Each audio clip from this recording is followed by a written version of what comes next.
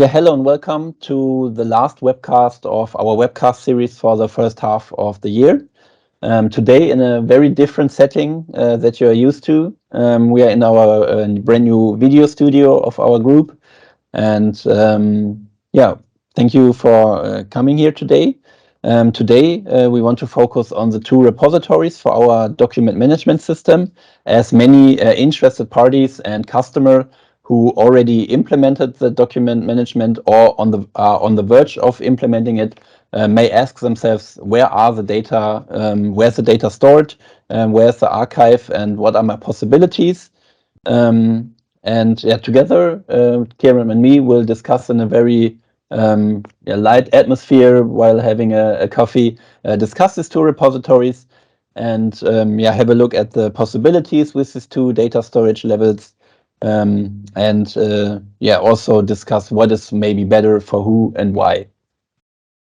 Let's do a quick introduction first, because we have some newcomers on our webcast series who have not attended a webcast before. My name is Max Krampe. I'm a marketing and partner manager for Simova for almost 3 years now.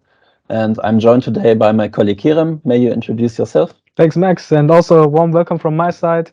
I'm glad that you also find time today to also join our little webcast in the new studio, and I'm happy to discuss also the topics SharePoint and Azure Blob Storage, so we can give you a little bit information regarding the possibilities and the option to choose as a repository for our DMS solution. So, Max, what will we learn today? Yeah, we will have a look at the both of the repositories, Azure Blob Storage and SharePoint. We will have a look at the technical data structure, on the possibilities, but also on the pricing of these two. We will also discuss the collaboration of these two repositories together with our DMS solution. And we will also talk about the differences between them and also the benefits they offer compared to the other one. Afterwards, we will have a quick look at a live demo from you. And after that, as I said, we will have a short question and answer session to answer all the questions that have been written in the chat or may arise during the webcast. So yeah, let's start. Let's focus on the SharePoint. Can you tell me a little bit about the SharePoint Online? Yeah, of course. So SharePoint, as we know, is a cloud platform where you can have a collaboration of documents, of content through your whole environment, through the whole company. So you're able really to have your data in the cloud as in a platform where you just be able to go into the browser, into the SharePoint Online, and have your documents available right there. So you can also interact with them, share them, and also upload them and download them as well. So with that, also with SharePoint, you are able to have the auditability. So also for saving those documents, so they can't be really be adjusted, or you can't really delete them for your revision safety. So also those possibilities are within SharePoint Online as well. So with that, SharePoint Online is an ideal way of archiving documents. Also, especially with the possibility to archive documents within DMS to the SharePoint directly, and also seamlessly from Business Central. So Azure Blob Storage is new. So Max, tell us more about that. Yeah, Azure Blob Storage is optimized for the pure data storage.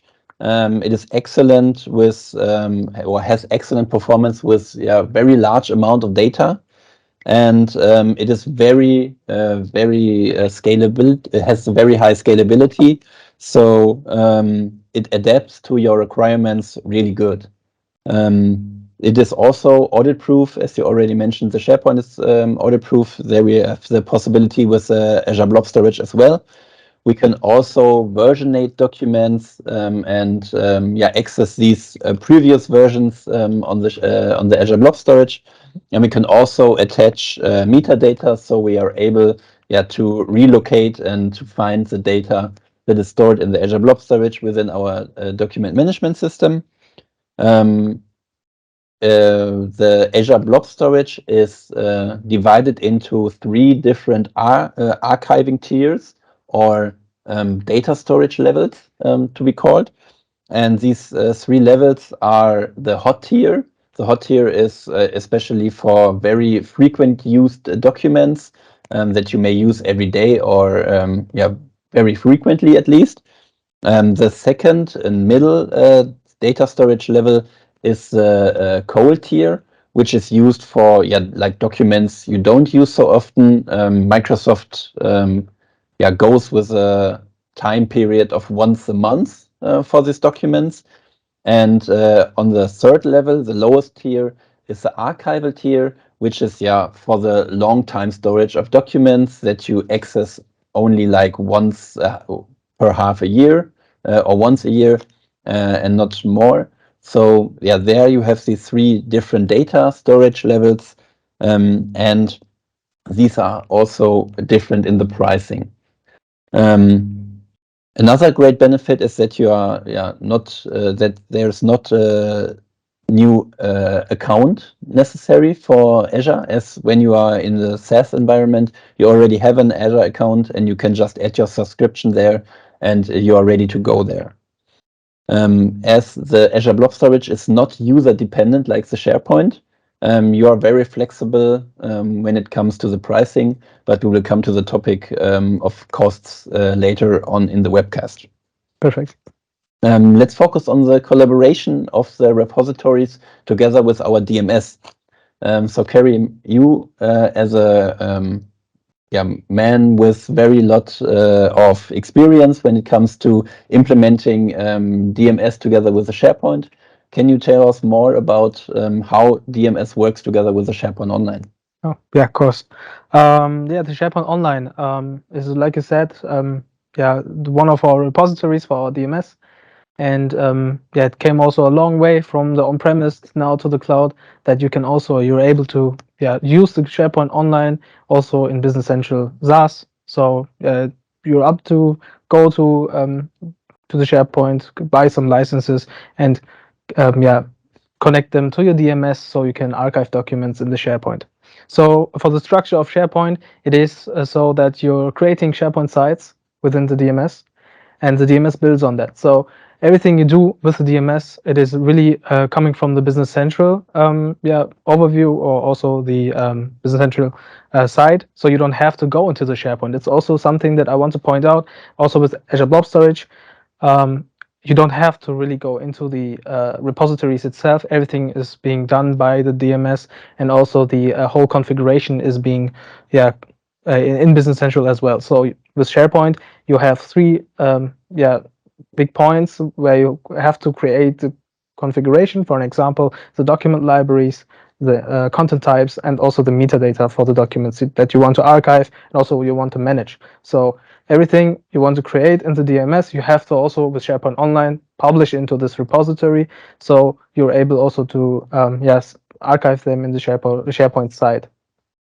And that's a big part of being in the cloud. So that if you want to receive those documents, you also go not into the SharePoint site, you just simply stay on the DMS and download them from there.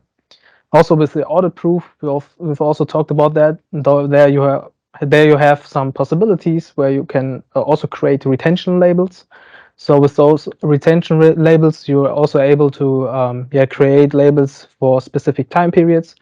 And also in the DMS, you can also manage the retention labels. So you're really able to configure the whole SharePoint and also put those retention labels in the DMS as well. So it's a great opportunity if you have SharePoint licenses or you want to use the SharePoint. It is the ideal way of connecting it to the DMS and using and archiving documents seamlessly in Business Central. So I've talked a lot about SharePoint. Let's hear from you. What is the Azure Blob Storage all about? Yeah, okay. When you are using DMS together with the SharePoint with the Azure Blob Storage, there's really no change in the use of the document management system. The handling is exactly the same. The only difference is in the configuration. In the configuration, you select default data storage levels, the tiers that I have talked about previously, for different content types and different document libraries. So, for example, documents that are very frequently used and adjusted, maybe like a calculation or something like that, should be stored in a hot tier because it is changed and accessed very frequently. And documents like posted sales invoices that are only received when there's someone coming for an audit, that can be stored in an archival tier because it is only digged up if it is needed. And there you configure which default storage level these are stored in the Azure Blob Storage. And this is the only real difference. There is another advantage for project managers and DMS admins, as the data structure you have talked about with the document libraries, with the content types, with the metadata. All of this does not have to be published to the repository, as it is generated right just on time when a document is dropped in the Azure Blob Storage. The respective folders and data structure is created in the Azure Blob Storage, and no previous or initial publish to the repository is required. So this is a very time-saving point of Azure Blob Storage, where you can save a lot of time in the configuration of the document management system. Let's focus on the differences between the repositories now. Let's talk about storage capacities. Can you tell me a little bit more about the storage capacity of the SharePoint Online? Yeah, I'm happy to. So with SharePoint, when you have a SharePoint license, it's whatever you just have to get a SharePoint license, you receive 1 terabyte of storage. And with every new user you want to license in the SharePoint Online, you will get 10 gigabytes of storage added to your 1 terabyte. So it really comes to now in the SharePoint that you have to, if you want to build your storage, then you have to buy licenses per user. So like I said, if you want to have, for an example, you buy 10 users, you'll receive 100 gigabytes of storage. And was it no? Then no, it is. So no, you receive if you want to build your storage, you have to go this way. But also with the SharePoint licenses, there's also something that I also want to point out is that in terms of the licenses, there are many ways and many plans for the SharePoint online licenses where you can choose which license you have to buy. But in terms of storage, you'll receive the first 1 terabyte immediately. As you said, also, with the storage capacity, we've talked about scalability. How's about the Azure Blob Storage? Yeah, Azure Blob Storage is a pay-as-you-go model where you don't have fixed capacities on the data storage. So you only pay what you need and what you use. And let's put that into perspective from 0 to 1 terabyte. For example, if you use the same data storage capacity as the SharePoint Online, there's almost similar pricing on the modules. But if you go beyond the 1 terabyte data storage capacity, it is way cheaper, because for Azure Blob Storage, the pricing is linear. And for the SharePoint Online, you have to buy additional user licenses per 10 gigabyte, as you said. So this adds up very fast. And with the Azure Blob Storage, you just have a linear pricing. If you're using 1.5 terabyte or something like that, the pricing is still linear. And as we are already on the topic of the pricing, can you tell me about the pricing of the SharePoint Online? Are there anything I have to pay attention to? Yeah, so with SharePoint, there are many plans, also many ways to obtain the SharePoint licenses. Also there, you can start with SharePoint without audit proof. With simply only the SharePoint, you can simply start with the SharePoint Plan 1. And then you're able to build your license on the SharePoint Plan 1, where you can connect it to the DMS and then archive documents straight up with this only plan. But if you want the audit proof, it also costs, the SharePoint Plan 1 costs nearly €5. And also any official prices, you can simply catch them onto the Microsoft website. But with the audit proofing, you have to buy the next level license on top of that. So it would be the SharePoint Plan 2. Where you also receive some compliance functionalities to the specific license. But many of the interests, many of our customers doesn't really know if they have SharePoint already, because if you use the enterprise plans from Microsoft, where you have all the Office products already inclusive in that one license, you can also profit from many Office products, and also with the SharePoint, and also with the audit-proof auditability. So if you choose there the E3, or if you want to have more functionalities, you can also use the E5 plan, where you're also able to connect the DMS, but also get any Office products as well. So in terms of pricing, you have to really buy them, and those are also per user, not like Azure Blob Storage. And I think mentioning Azure Blob Storage, you can also tell us more about this specific pricing of Azure Blob. Yeah, sure. With the Azure Blob Storage, you have a very dynamic pricing. So, for example, you don't have the same amount of costs per month. So it depends really on the data capacity you are using, on the read and write actions you perform within this within the system, how many times you open documents, how many times you save documents in the Azure Blob Storage. There you have a very dynamic pricing, which is different each month, but only, as I said, with a pay-as-you-go model, only for the capacity you are using at the moment. There are also reserved capacities where you can buy for a fixed price, a fixed capacity, but this starts at 100 terabyte per month. So these are very large amounts of data, and the normal DMS user with a small or medium business will never reach up to 100 terabyte of data. So we as Simova recommend the dynamic pricing with a pay-as-you-go model, and with a dynamic pricing.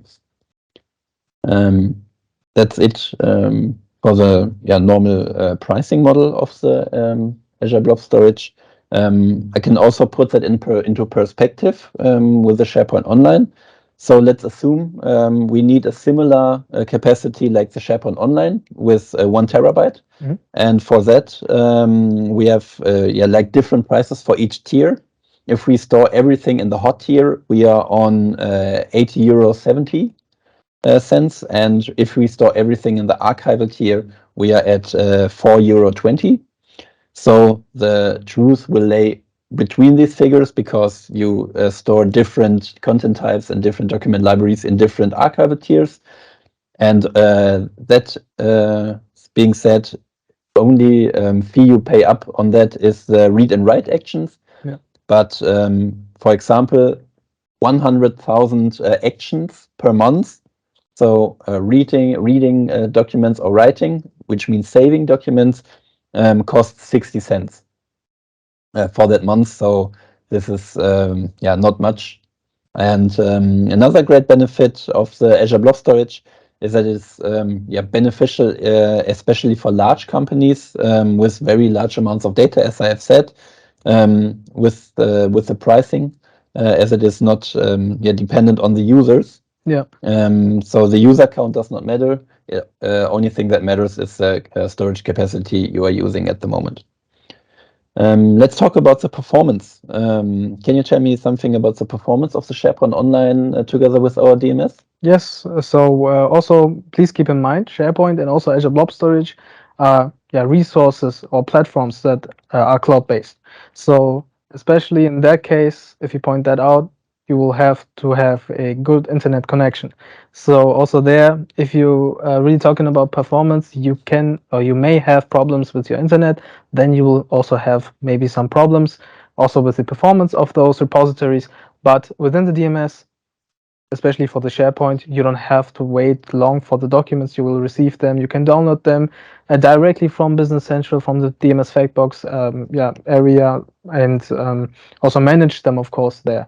So we're really talking about some seconds, some milliseconds, where you receive your data, or you can also just see your documents without downloading them in the DMS. So in terms of performance, it is not bad or not or any you don't have any arguments that would say SharePoint Online is not the way to go. So with the Azure Blob Storage, I think it's still also the same. Yeah. Can you talk about the performance on Azure Blob Storage? Azure Blob Storage is optimized for the storage of unstructured data, which is like documents, image files, video files, etc. And even in the archival tier, which is the lowest data storage level, the retrieval of documents only takes milliseconds. And for the human eye or for the human feeling, there's no difference between the hot and archival tier. And it is almost instantly for the normal human eye. And with that, when I have a look at the time, I will say we will move right on to the live demonstration. Of course. So, Karen, I would like to move up to the laptop. And with that, that's almost it from my side. I will just join for the question and feedback session at the end of the webcast. So we can now switch the camera to the laptop side, and we will see us later. Yes, so with the live demo, what we really want to show you today is that either way, if you want SharePoint or you're thinking about SharePoint or Azure Blob Storage, we want to show you how fast it could be implemented or just be connected with the DMS in Business Central. As we see here, I have installed the DMS already in this latest Business Central version in the SaaS environment. So also here, quick note, you're free to install the DMS from the app source as well. Just go in there. You can get a free trial for 30 days and start with the DMS. On the DMS admin role center, we'll see that we want to we want to reduce the time of effort of configuring the DMS. So you see here, we have an introduction of how to configure the DMS. When I just click on Start, I will also receive a platform from Simova where I'm able to really see the whole documentations to DMS. Then we will start with the licensing wizard. As I already told, we're able to also have a free 30 days trial on here. Just simply going onto the Start trial.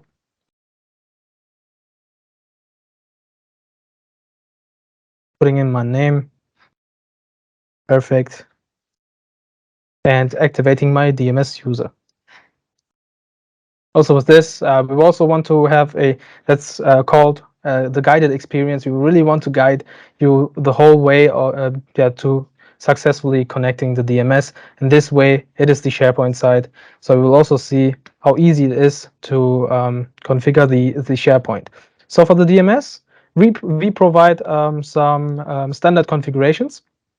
In this case, it is online. Everywhere you go, you can just simply configure the DMS with a standard from us. Just typing in a special configuration that we just did internally for this specific webcast. And we just import the configuration into the system. That was also it. We can mark this as completed and go to the repository setup. Also here, we also want to support you with having tours where you are able to have some descriptions on the actions, because if you do this, I think you're also new to the Simova products, but we will also want to guide you here. Let's then create the SharePoint.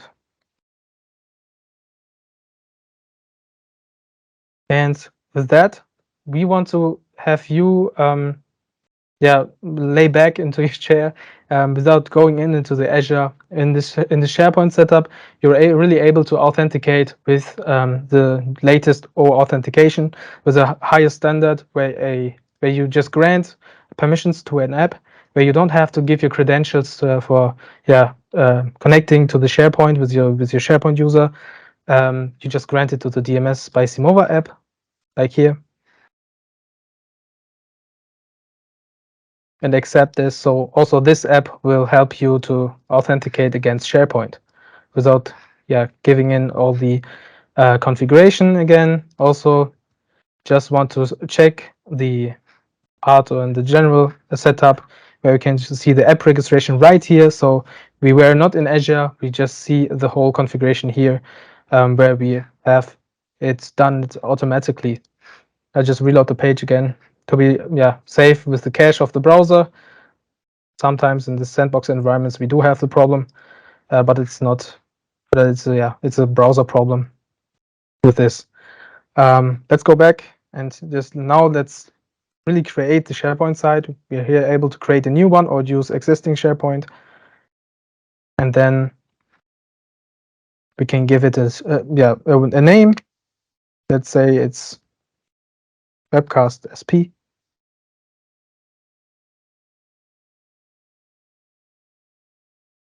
Giving it also a language, and say that's the modern way of authenticating. Now the SharePoint site is being created. We don't have to go into the SharePoint and create the sites manually. As you see, the Azure part of creating the app registration and also the SharePoint part is being done. We also imported the configuration, and now we are able to go into the general setup and publish the whole configuration into the SharePoint. Let's do this in the background and switch the perspective to the Azure Blob Storage. So with Azure Blob Storage, that's another environment with the same configuration. I just imported and also licensed this this system. So when I go to the setup, also the general, I can also create the app registration from here. So when I just want to create the app registration, we will also just ask or create this in the background if you want to give the DMS by Simova app registration or the app user some permissions. As it's the same like we did, like we seen on the SharePoint side. The consent was given successfully. And then we can also switch here into the setup, into the repository setup, where we just created the SharePoint on the other environment. We can now choose Azure Blob Storage, tell that's ABS webcast, and now we're able to choose a subscription plan, because for Azure Blob Storage, you will need an Azure subscription plan to choose and create the new storage account.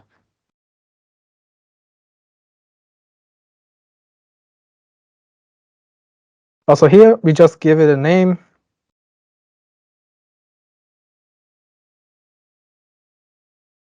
Choose the region. It's the Germany West Central for us.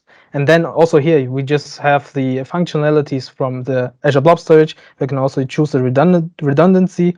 So we just pick the first one and have a default blob access tier on the hot tier. Now the storage account is being created, and then we can also leave this page and then see and drop the documents to see that the connection was successfully.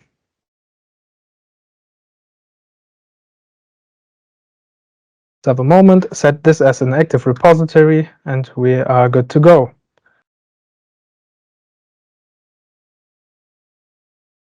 Let's switch back to the role center and then hit the customer page. And now we're really able to choose a customer of our choice. And as you see, the DMS fact box is on the right side, seamlessly integrated. And now we are able to archive documents from our file system or also Outlook. We will also see as soon as possible the Outlook drop-in. So archiving, and with just choosing the right content type, we see we have the document directly in the DMS. Also, when I just click here in the data grid, I can also every time see the document and interact with it, download it, and so on. Just to have you an expression, Max already said, this is really a way of having the documents in Azure Blob Storage. It's just a new way of having a storage, really, Azure Blob Storage is all about the storage and not, or has not the focus on having a platform where you're just able to collaborate with your teams, but you are also able to see your documents as well from Azure. So you can go into the specific container, and as you see for the customer, for the Datum Corporation, we also have our non-disclosure agreement here, and we can also download it from here. So just having a proof that the document is successfully archived in the access tier hot. Let's switch back into the SharePoint environment, and the update was executed successfully. That's a good sign. Let's go and have the same process. We jump into the customer.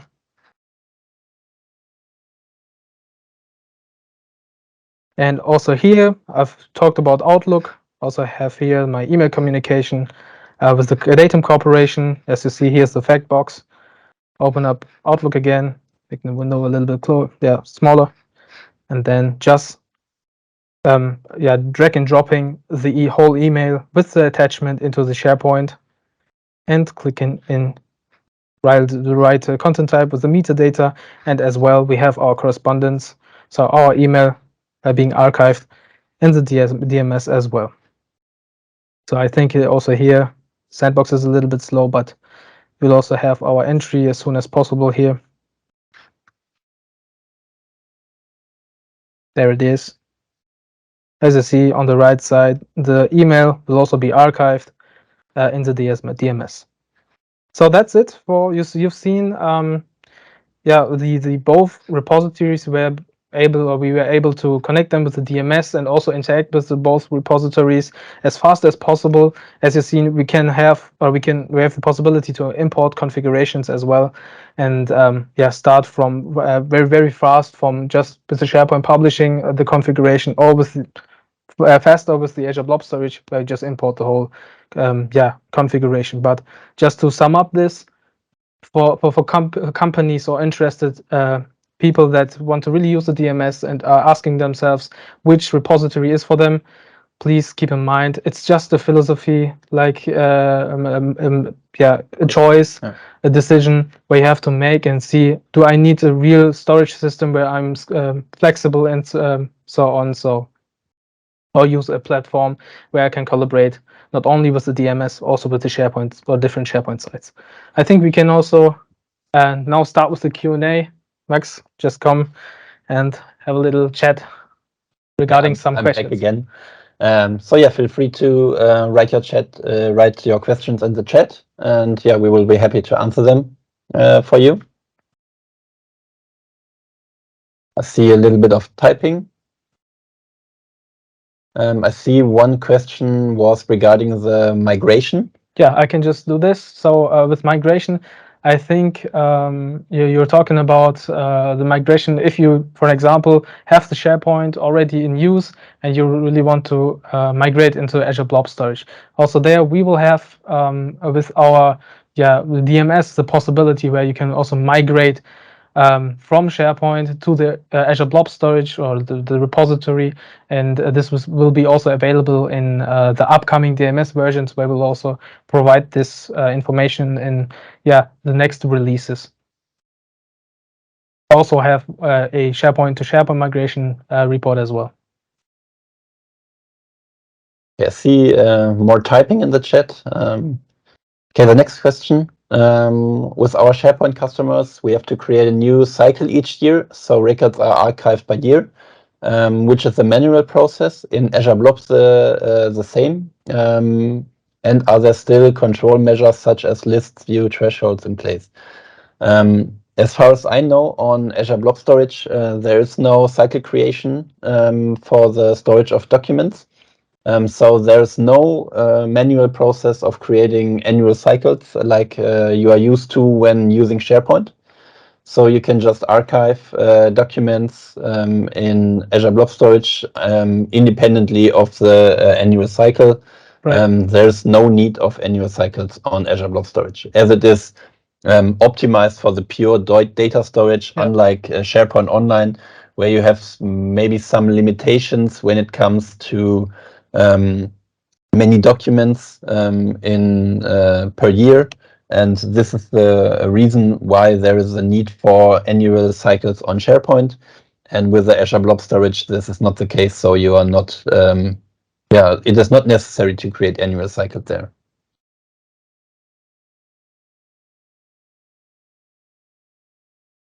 Yeah. Also, maybe that's also important, or maybe have this talked about as well. Also in the DMS with SharePoint, we do also have some automatics in the DMS with a job queue that also can create this for you yearly the creation of the cycle automatically. Okay. As I don't see any more typing in the chat, I guess all questions have been answered either during the webcast or now in the question and answer session. So with that, I want to thank you again for taking the time to have a look at our webcast on the Azure Blob Storage and SharePoint connection. And thank you for your time. Have a nice day. Goodbye and see you soon. Yeah, thanks. See you soon.